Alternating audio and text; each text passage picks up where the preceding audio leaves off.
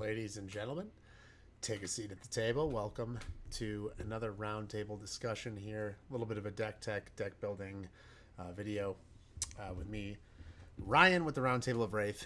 And we are talking today, of course, about the Mother of Dragons. And I don't know if I'm allowed to say that. HBO might come after me, but whatever. We're talking about Dromai. If you guys are fans of the channel, or if you guys have seen a couple of videos, you know that I'm super excited for this hero and to build this hero. I like illusionists, I like dragons, so this was kind of printed strictly for me. So we're gonna go over my deck. I have put together a deck. I don't know if it's good yet. I haven't tested it. This is all theory based stuff. So this is version 1.0. There's a couple things to note. First off, I want to apologize to my teammates for how this video is going to end up. Chris, I know, he's the producer behind the scenes usually. So when he sees these graphics and how this is going to end up looking on the side, it's not going to be centered. So he might have like a little bit of a panic attack. So Chris, have fun with this one. And then Jim gets like hives and stuff when any video goes over 20 minutes. So I'm going to keep it as close to 20 as I can, but I'm very long-winded. I like to talk, so we'll see. Hopefully you guys stick around for the ride. But on a serious note, this is version 1.0, right? Untested. Haven't really thrown it against anything. This is just kind of theory-based, what I think are value cards. This is what I would consider a good starting point. But one thing that I've found when trying to build her is this is a very complex hero. I think you can go one of several different ways. Very much kind of how Prism was, where you can go aura base, you can go aggro heralds, you can go, combo. That's kind of how Dromai is too. And when I looked at her and I read her hero ability and I saw her cards, it kind of pushed me towards the defensive. Like I think she's going to end up being a defensive hero. Where you're blocking out, you're kind of setting up an endgame board state, you're pitch stacking, and then bam, you've got a board that your opponent can't really do anything with. However, my 1.0 version is a tempo version. It's a tempo slash, I hate to say aggro, but it is a tempo Dromai where you're playing cards every turn. You're limiting damage by blocking out your opponent's stuff, and then you're saving usually a red. You're creating a board of dragons or ash wings, and then you're going to kind of swing everything every turn. So you'll see kind of the cards that I've decided upon to start off with. You may or may not disagree or agree with them. There are some notable exceptions to my list. Currently, I am not running the Belittle package. I know that's kind of that's one of the ways to build her is with Belittle. I think Belittle is fantastic with her. I just wanted to test out kind of the newer cards first before I go into the cards that we know what they already do. So see how these interact first. If they don't work, then go to the cards that we already know exist. So here we go. If you have any comments on the video or whatever, as always, leave comments or whatever questions. I get to as much as I can. I'm on summer break, so I don't do much. So if you leave a comment, I will respond pretty quickly. So let me know what you think. I'm really excited. Hopefully you guys are too. So let's dive in. So first off, let's go over the equipment. Storm of Sandakai, standard. No other equipment that we can run. There we go. First Spice, Crown of Providence. New card out of Uprising. This competes with Skullcap. I don't think you're wrong if you run Skullcap. Like, if you don't pull this card, I wouldn't buy it because we do have Skullcap. It's essentially the same thing. Skullcap, actually, you probably get one more block out of it, which is nice. This is just Crown of Seeds light. It blocks too, and it lets you filter from your arsenal or your hand, which is really important with Dromai. You kind of want to filter and make sure you can get those red cards, those go again cards that we need. So yeah, I like Crown of Providence. If you're playing a more defensive build, I would definitely go with Skullcap, just because you can get that third block out of it, which is really important. But if you are playing tempo based or aggro based, I think Crown of Providence is a fantastic option. If you're not if you're not, like I said, if you don't pull Crown of Providence or whatever, don't worry about it. I can very well see myself going to Skullcap and running Skullcap on a permanent basis. I really want to test Providence. I think it's a great card for her. I think it's just a fantastic card in general, obviously, because it's a generic. But yeah, I want to test it out, see how it feels. And then if I go back to Skullcap, you'll see that in a later video. Chess Piece, I only run one. The Furnace, the new card. It's a 2-block, and it has temper, so it actually gets a 3rd block, which, we illusionists are not used to blocking. That's so with Providence and Flamescale Furnace, that's a very different thing that we're used to. But it is a once per turn instant. You pay a resource. You gain a resource for each red card in your pitch zone, which is absolutely fantastic. You can only activate it if you've already played a red card, which we're going to be doing pretty much every turn. But the nice part about this is this gives us a red pitch outlet, so we can build Ash over time. Dromai builds an Ash for every time you pitch a red card. So this gives us kind of an outlet. So if we play a red card, and we have another red card in our hand that we just don't have anything to do with, we can just instant pitch it, even if we're not going to play any cards, even if we're not going to use those resources. It just gives us another Ash that we can set up for multiple dragon turns. So this card I think is a must run. If you're going to play Dromai, I think you have to run it. I know a lot of people are going to play Tunic. Tunic is also fine, as it always is. I just think this is a better option for what we're trying to do, and we need that outlet.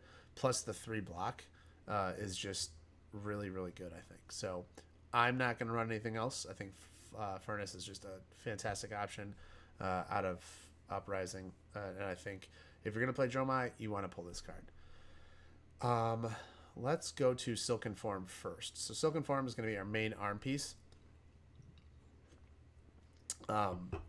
New card out of Everfest. Uprising again. Quell 1, new keyword, which is big. It doesn't have any inherent block, but Quell, you pay a resource, and you can block different sources. So if you pitch a blue, you can prevent 3 damage from different sources throughout the turn, which is really good. It helps you get past breakpoints from Phi. If he's coming at you with, like a 4, then you can Quell. Then you can block with a 3, and then you cover that up. And the nice part about the Silken Form is that you can actually instant ability destroy it before their turn ends. And if you have an Ash available, convert it to an Aether Ashwing. So I think this is the great starting point. And then we have Ghostly Touch. That's the new card, another new legendary. And I think this is mainly for your Guardian and your Brute matchups, where you're going to have to go through a lot of Phantasm, where you're not expecting to do a lot of damage with your dragons. You can eventually build up a super ally over time, play your hands right, block when you have to, and then at the end of the game, you have this hopefully set up with like either Passing Mirage or Semblance, where you can take away Phantasm. I know Semblance gets expensive, but you have this super ally set up where you can then kind of swing at them for huge amounts of damage that they can't really do. So I like Ghostly Touch. It's interesting. It has to be tested. I just like the idea of it, but it's a very unique strategy that has to be practiced and tested before I can confidently say that this card belongs in the list. And then we have Footsteps and Stilettos. So Footsteps is going to be your main. We don't run a lot of Phantasm pop attacks. Phantasm or Footsteps do not work on dragons that get popped, which is unfortunate, but it is pretty fair, I would say. The good part about Footsteps is on your opponent's turn, if you're not expecting them to go over the top with a 6 attack, you can pitch a red, builds an Ash, and now you have a block. So you can make Ash on your opponent's turn with Dromai's ability, which I think that's where Footsteps shines. If you do play heavy attack actions that have Phantasm, which I don't, I might eventually convert there, but right now I don't. Then this will save you. But yeah, I think Footsteps are better just because there's nothing else in slot that's competing. Then we have Silent Stilettos. That's the new card out of Uprising, and that's whenever an attacking ally you control dies or an attack action control is destroyed by Phantasm, you may pay 3 resources. If you do, destroy Silent Stilettos and gain an action point. So this is kind of Footsteps light, except they apply to allies, but they cost 3 resources, and you can only use it once, unfortunately. So A little bit more expensive, and you only get a one bailout, so it's not really good into the Guardians or the Brutes because they're going to be doing it all game. But it does have Arcane Barrier 1, so it's good in that sense. It's kind of the only Arcane Barrier that we run. So, if you're against Icelander, where you're not expecting a lot of attack action cards to, pop your Phantasm, then you run these for that first just kind of initial Arcane Barrier. Our Ash Wings also have an Arcane Barrier, which is really nice. So if you can build up an army of them and she's not really attacking them, then you'll have all the Arcane Barrier that you need to compete with her. But yeah, I like Stilettos. I think they, again, have to be tested in different matchups, but I like slotting them in just in case. So that's the equipment suite. So let's go over the main deck. Now, this is all alphabetical order, so we're not really going over anything in a specific order. But the first card that we have is Billowing Mirage. I like them in red and blue. I'm not running many yellows. You'll see, and I don't think Dromai wants to run yellows. I think she's going to be heavy reds, and then you need blue to kind of fuel some of the other stuff. I'm running probably more blues than people would maybe expect. I'm running a total of 18.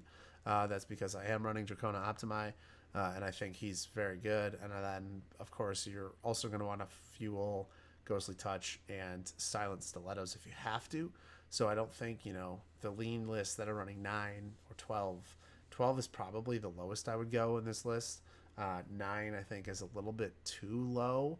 But I do know people on the Discord seem to, be having a lot of success, or they're seemingly standing by their opinion on running 9.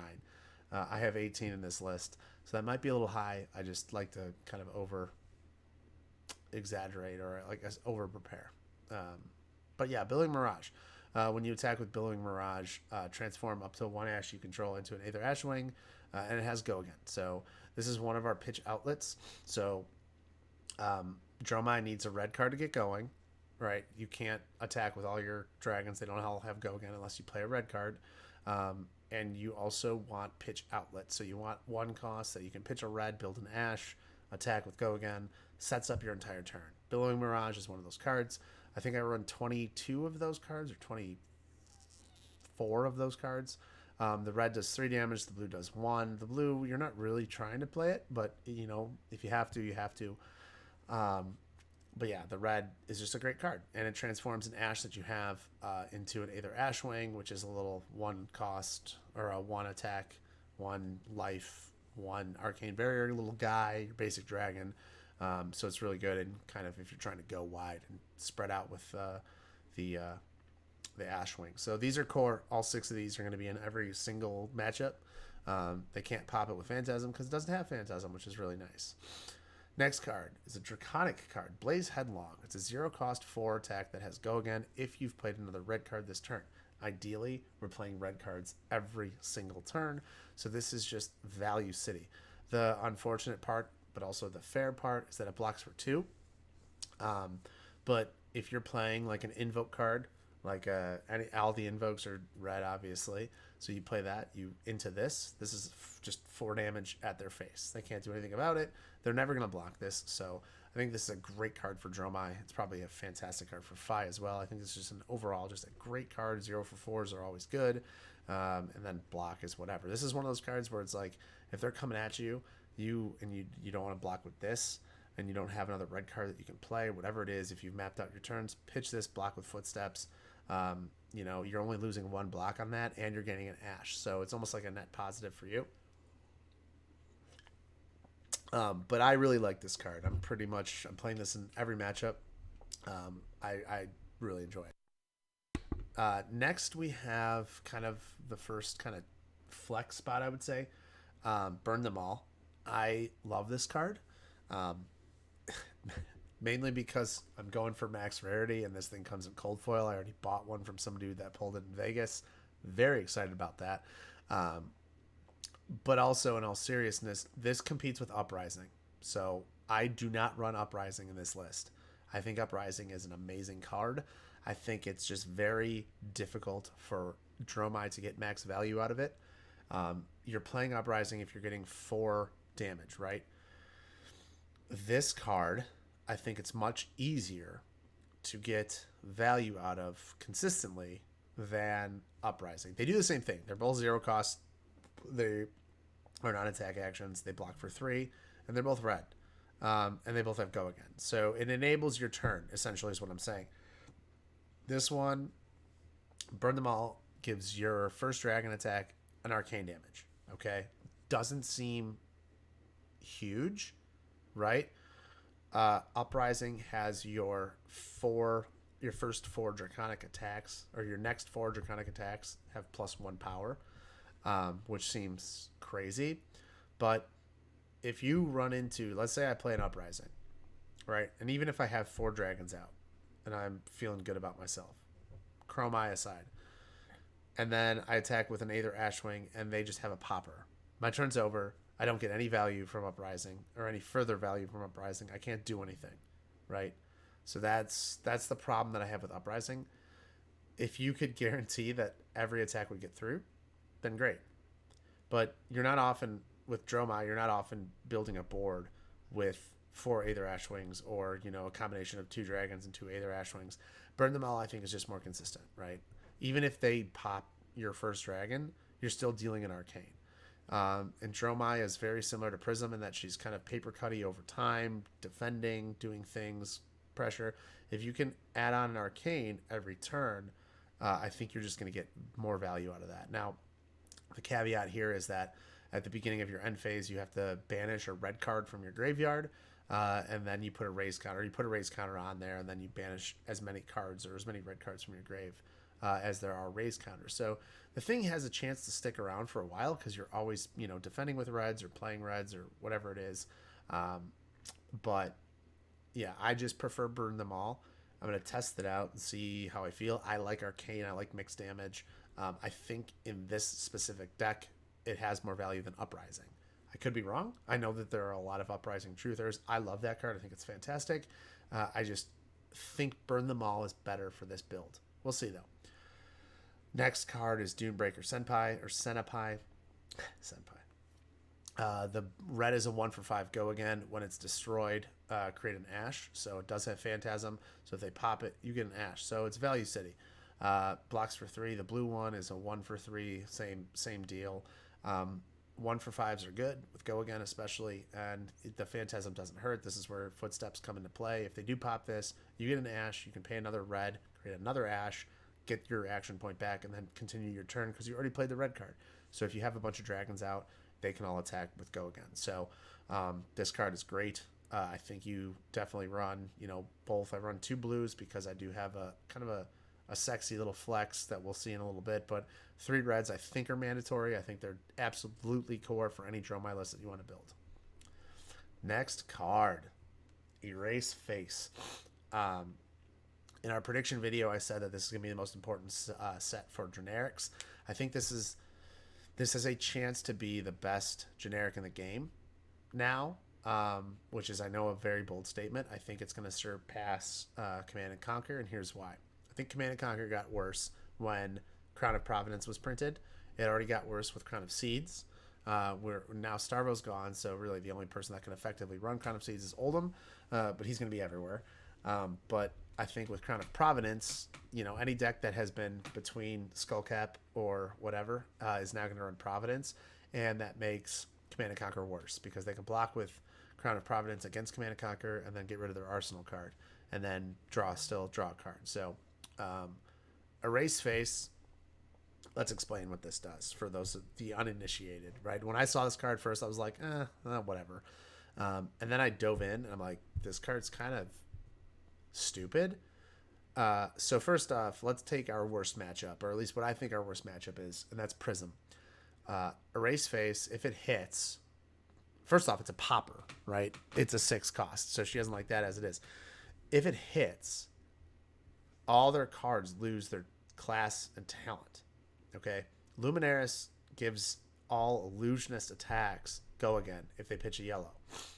If all of their cards, tokens, and whatever lose that class and talent, none of her cards are illusionists anymore.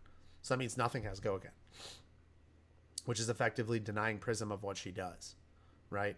So if you play this and it hits, Prism can't get go again, even if she pitches a yellow. So that's crazy. Briar's cards lose Earth, as far as I'm concerned, right? Or as far as I know, right? Briar's cards lose Earth. So if she's trying to pitch an Earth to keep a Channel Mount Heroic around, they don't have it anymore. So then Channel Mount Heroic's gone. You know, like the more you think about it, so many different cards and so many heroes are affected by this card that it's kind of crazy. So Erase Face is great. I'm going to test it as a 3 of. It might end up being a 2 of. Who knows? But, I like having poppers because I think Prism is probably this deck's worst matchup.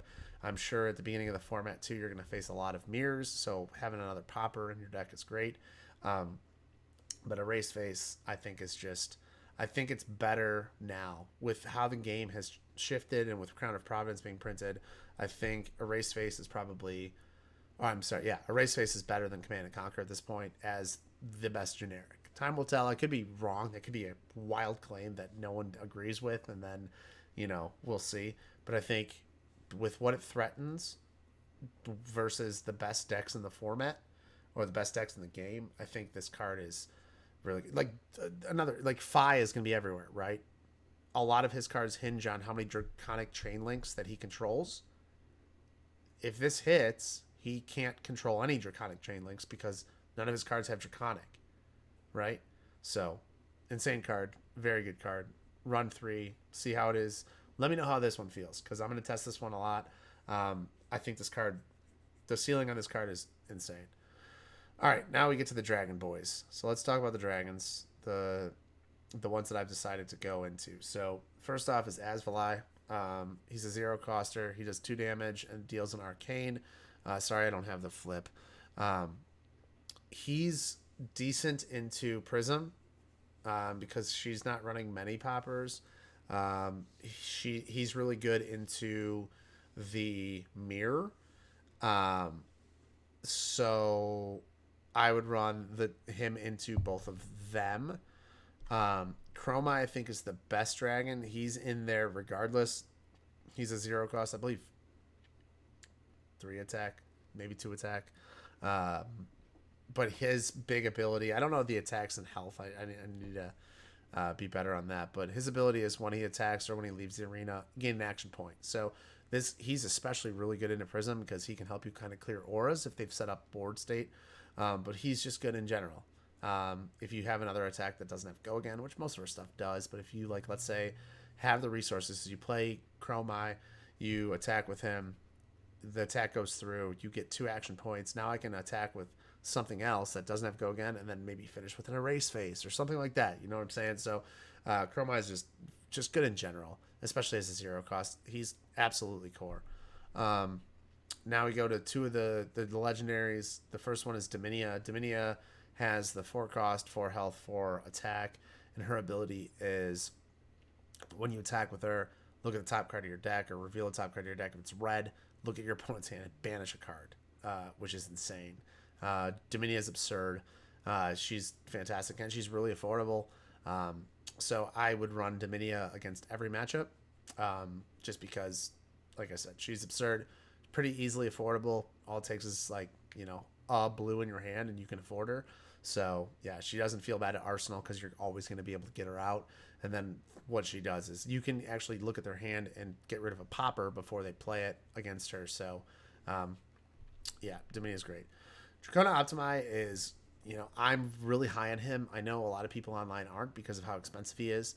He is a 6-coster, but his upside is 12 damage. If he's a 6 attack, and then you reveal the top 3 cards if they're all red, or you deal arcane damage based on twice the amount of reds that you reveal. So if you reveal 3 reds, which most of this deck is red, you're dealing 6 arcane, 6 attack. So I would run this against Oldhim. Even if he pops him, 6 arcane is a lot.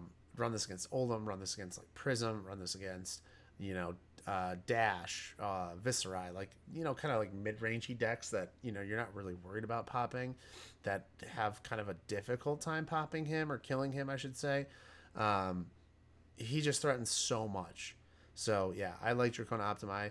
And worst case, he's a block 3 and he pitches for red, which is what you want. So if you can't play him, you're never really feeling bad. Pitch, block with footsteps, something like that. set him up for late game. He's a good late game closer. Caloria is another 3 of 1 cost, I believe 4 attack. It's a Snatch Dragon, so when you attack with Caloria, if he hits, you get to steal an item they control, which if they have potions out, or if they have, if you're playing Dash, you get to steal one of their items, which is crazy. Like, if you were to able to steal, like, an opponent's energy potion, that would be filthy. But he has to hit to do it, and if you don't have any items, then you just get to draw a card. So Caloria is great. He threatens, that snatch effect, but he's going to have go again because you're playing a red to play him down. So yeah, Caloria, I think it might be a she. I'm not sure. Is it? Yeah, her layer. Yeah, it's a she.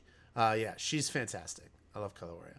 Mirajai or Miragai, whichever one. That's the Phantasm loser. So the first dragon you attack with each turn loses and can't gain Phantasm. So Mirajai is really important in those Phantasm popper matchups like Oldham against Brute. Just in general, because everyone's going to be running 3 to 9 poppers because of the prevalence of Prism and Dromai. So Mirajai or Miragai helps you out with that matchup, or those matchups in those situations where you're running into a deck that might have 1 Command and Conquer and then 3 other cards, right? That kind of the first attack that you need to get through now doesn't have Phantasm, and he's also a kill on sight, so it adds to your health. So that's the one thing I want to mention about these dragons.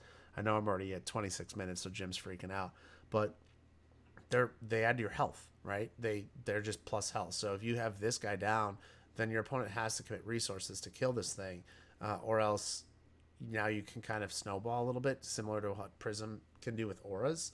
So that's another really important part about, like, Optimi, right? He only has 6 health, which a lot of people have 6 attacks or can get up to 6 attack, but they have to commit the resources. If they're attacking him and killing him, then they're not killing you, which is, something that you want in this game because your health stays up. 2 2-ofs. We have Necria and we have Oyuvia. So Necria is something that he's one that I wasn't high on, and then, watching people play, he's kind of better than anticipated because he can create Ash. Every time he's dealt damage or he deals damage, you put a -1 counter on him, and then he creates Ash, which is what Dromai wants to do. Ash management is really, really important. You always want to have more of it so you can kind of snowball and play more dragons and create Ash wings and stuff like that and create your board state. And he helps you do that. So I like Necria more than I thought I would. He's a 2-of for now. He might be a 1-of. He might be a 3-of. He might be a none of. But I'm going to test him for the 2-ofs because he does create that Ash. Oyuvia is the engine builder of the deck. She's a 6 health. She only has 1 attack, but you're probably never attacking with her. She costs 2, and then her thing is when she comes into play, you can create or transform an Ash into an Aether Ashwing, and then every turn, at the start of your turn, you can do the same thing. So as long as you have Ash left over, you can continue it. She's almost like similar to how Genesis was. You just have to have the Ash in order to create the Ashwing. But she's an engine against, like, Guardians and stuff like that who, have a hard time dealing with multiple threats. She can create multiple Ashwings over time, which is, what you want. Also really good against Wizard because all those Ashwings have Arcane Barrier, so she's continuously, building that Arcane Barrier for you. Tumultai is my favorite dragon. He's the 5-coster, 5 attack, 5 health. When he attacks, reveal the top 2 cards of your deck.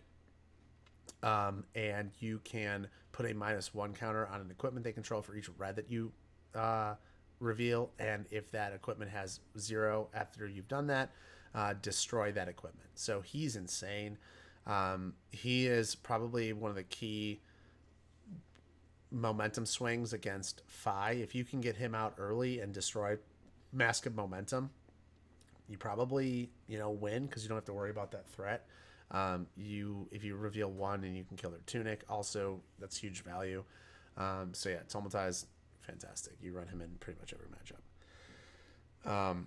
These 2 are flexers, so these are interesting. Vincerikai is not kind of conventional. People are kind of not high on him, but I think in aggro matchups where you're not having to worry about poppers so much, he just threatens so much. He's a 6 attack. He only has 1 health. He costs 3, which is expensive. That's another reason why we run more than that, or more than like 12. But he only has 1 health, so he's very easy to kill. But his thing is 6 attack. If he hits, deal 3 arcane damage. So if you're against, like, say, Briar, who doesn't want to like have poppers or anything like that, you can threaten her with that. They take it, and then he's threatening, a total of 9 damage. So he's very often a full block. They have to deal with him because they can't just continuously let him attack because he just has so much value over time. So I run him in the aggro matchups. I think he's really good. And then Yenderai is very interesting. I'm not really high on him, but he's a 1 coster. He has 3 health, but he also gets a little endurance token on him that adds 3 health, so he prevents the first 3 damage that's done to him. He's good in the mirror because not many attacks are going to be directed at him. He can prevent the first 3, so that's kind of why he's there. Pretty good against Fi as well. They would have to commit multiple cards or multiple turns to kill him, which, if that's what they're doing, that's good for you. So he doesn't really do a whole lot except stick around and attack, which, at the end of the day, if he's soaking up 6 health and he's still attacking, once or twice or even 3 times, that's pretty good. So those are the dragon package. I don't have Thamai in here. He's the first. The only reason is because, he's good against Oldhim. He's good against the Wizards. And I don't know if we're really struggling in those matchups. Would have to kind of test it out and see. But he could absolutely be subbed in for, like, you can cut a Vincerikai, you can cut a Yenderai and have 2 Thamai in your side deck if that's like what you want, and just kind of go a package of like 2/2/2 and see if that works. But yeah, you can do any combination of these guys and just see how they feel. This is just kind of the lineup that I like right now in my head. This is the lineup that I kind of want to see, and this is the one that makes sense. I would probably cut 1 Vincerikai before 1 Yenderai just because of the cost. 1's a lot easier to afford than 3, obviously. All right, got a few more cards to go through. We'll try to be quick here. Rake the Embers, create an Ash, then transform up to 3 Ash you control into either Ash Wings. So this is really important. Like, if you're trying to go wide, create a bunch of little paper cutters. This is just great. Starter as well. If you're pitching a red to pay for this, then you're actually creating 2 Ash. So then you can transform up to 3, which is just, this is great conversion, and you're going super wide. So, 3 of these cards are great. Spears of Seriality. This has been around since Monarch. Just a 1 for 5 go again, which, we do need threats other than dragons. And this is one of those. So, 1 for 5 go again. It's good. If they pop it, we've got Footsteps, so we're not worried about this. Sweeping Blow is probably one of your premier cards in this deck. There's a debate to run the yellows, and I don't think that's not incorrect. I've just elected to go red and blue, but it's when you attack, create an Ash. The blues do 1 damage, the reds do 3. It's a 1 coster, and this is just Ash generation. There's definitely an argument to run 9 of these just because of what they do. You want the Ash. You need the Ash, actually. So, yeah, I can see myself adding in the yellows as time goes on, depending on how Ash generation feels with the pitching and stuff like that. Thaw is for Prism and for Icelander. I mean, maybe Oldhim, but we'll see how that feels. I think Icelander is going to be very good. I think Lexi's going to be very good, so this could be a Lexi card as well. 6 attack is good. 2 black kind of sucks, but I understand why they did it. But you want to get these in your graveyard as soon as possible, and then whenever Icelander gives you a Frostbite, or you want to save it for the Afflictions mostly, or a Frozen card, just because those are where she kind of spirals. But yeah, it's good to have that utility in your graveyard when you want, just so you can destroy kind of what she's doing, and she doesn't really disrupt your entire turn that badly. But yeah, I would run 3 of Thaw. I think that's kind of a mandatory sideboard for Fi and Dromai, just because of, Icelander's going to be everywhere. That all you got. New defense reaction. This could probably be replaced with Fate Foreseen or something else. I just think that if you're expecting a lot of expecting a lot of Prism, I think this card is better than Fate Foreseen just because you can cover up a Spectral Shield or a Phoenix Flame and then still draw your card. So you're not going card negative with your defense reaction. You're preventing damage. So I love this card. I think this card's really, really good. And yeah, this is just mostly testing it out. We're seeing how we feel. But I love this card. But it's mostly for the paper cut decks. You don't run this against like Brute. You don't run this against everybody. Just run this against like Ninja. You run this against Prism and decks like that. Emerald Moss Senpai. It's just a 2 for 8 with a 3-block blue. Or 2 for 6, I'm sorry. 2 for 6, 3-block blue. If it's destroyed, create an Ash. This is a card that's, I like blues that have utility that are playable. And a 2 for 6 at the end of a chain, if you can afford it, is fantastic. Even if they pop it, you create an Ash. And it blocks for 3. So that's why that's there. You're not like opening with this card. You don't want to play this card, but I like the utility. A 2 for 6, especially late game if you're pitching this early, is powerful. So I like Ember Moss and Senpai for the rate that it has. The Eye of Ophidia, that's the spice. That's why I'm not running the I think it's the other Senpai that I only have 2 of for the blues. Eye of Ophidia is that other card. If you don't have this, you don't have to have it. But I think this pairs really, really, really well with her because it sets up a lot of things. It sets up first off, you can kind of peek and see like what's coming. You can fix your hands. It sets up Tumultai, right? If you're going to play Tumultai and you pitch Eye of Ophidia to play him, you can opt and make sure that his ability is live. It sets up Dominia. That sets up Optimi. So you can peek and fix your hands or fix your reveals before they happen.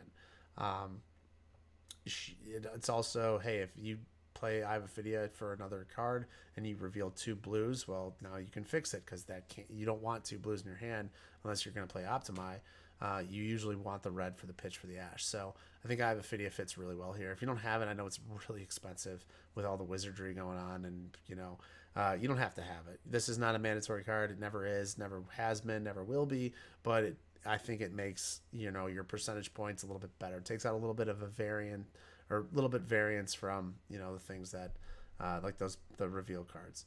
Then we have 2 more cards: Passing Mirage, Aura takes away Phantasm, and finally Semblance. It's another expensive card. It's another reason why to run more blues. But it's an instant. It's a new card. And it negates Phantasm triggered effects. So the cool part about this is if I attack with a dragon, they block with a 6. You can snap in Semblance, and before that attack or before the Phantasm trigger is triggered, this one negates it. So then not only are they not popping your dragon, they're probably taking damage too. And now they're not accounting for the amount of damage that's coming back because they were like, hey, I'm going to pop Phantasm and they can't do anything about it. Surprise, Semblance. It is a 3 coster. It's expensive, but I think it's worth it. This could easily get cut down to 2. I don't know if I'd run less than that. I think you have to have this for the Guardian matchup and the Brute matchup. But everywhere else, you could probably sideboard it and just run with 12 or 15 blues if you really want to. But I think you have to have this card in some capacity. I think it's really good. If you pitch stack like that with Optimi or something like that, I think you're in good shape. I think that's going to be how to navigate those matchups where you're against a ton of poppers. But yeah, sorry I sped up there. I know, again, I said I was long-winded, but I want to, I don't know how many deck building or decks that are out there. I know Dozier. If you guys are fans of this channel, make sure you check out Dozier. He is kind of the illusionist expert. He's played Prism forever. He's got a lot of gameplay videos with Dromai. I don't know if he actually put out a deck tech or anything like that. But let me know what you guys think. I know everyone has their own ideas. Everyone's trying to build. I told you I'm specifically not running the Minnowism and the Belittle package just because I want to see how these cards kind of stand up on their own. Part of me thinks that we're going to need, Minnowism just because it buffs those go-against attacks. But Other than that, I think this deck is going to be fine. I think it's going to be fun. I think it's going to be pretty strong. It's going to take a lot of practice. That's the one thing I'm most excited about playing her, is that I think this deck is not straightforward. It's not just to dog on Jim a little bit. It's not just play your go again cards and do as much damage as you can. Like Fi, I think this is going to be really something that people have to hone in on and practice and get the numbers just right and learn the style, because it's very different from anything that we've seen before, I think. But I'm really excited. Let me know what you guys think about the deck list. Let me know what you guys thoughts are, or what your thoughts are on, you know, certain cards that you really enjoy. Like I said, I'm in summer, so I don't do much. But when you comment, I will make sure to reach out and comment back. But if you do have any questions, comments, concerns, ideas, anything like that, drop them in the comment section below. I will be releasing my updates frequently. I'm very excited to play Dromai, as you can tell. I'll be, like I said, releasing several videos as I change the deck, and my thoughts and opinions about matchups and things like that as the season goes on. So hopefully you guys are sticking with me for the trip. Until next time, my name is Ryan. This has been the Roundtable of Wraith, and we'll see you guys later.